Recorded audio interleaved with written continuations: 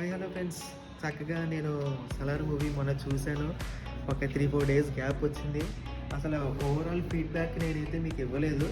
ఎందుకంటే నాకు కొంత క్లారిటీ కావాలి. అందుకని నేను మూవీ మళ్ళీ సెకండ్ టైమ్ ఇవాళ వచ్చాను, చూశాను. సో, కొంత క్లారిటీ వచ్చిన తర్వాతనే నేను మీకు చెప్పడం జరిగింది. సో, మూవీ మొత్తం అంతా కూడా మూవీ రివ్యూస్ చూశాను చాలా. సో, అందులో మెయిన్ అబ్జర్వ్ చేసింది ఏంటంటే ప్రభాస్‌ని హైలైట్ చేయలేదు అని అది కరెక్టే. జెన్యూన్‌గానే చెప్పారు. ఎందుకు చేయలేదంటే అది సెకండ్ పార్ట్‌లో ఉంటది. మొత్తం అంతా ఫస్ట్ పార్ట్‌లోనే చూపించేస్తే ఇంక సెకండ్ పార్ట్‌లో ఏముంటది. సో, ఏంటంటే ఇది స్లో పేస్డ్ మూవీ. ఇది నెమ్మదిగా ఇంట్రడక్షన్ చేయాల్సిన క్యారెక్టర్స్ చాలా ఉన్నాయి.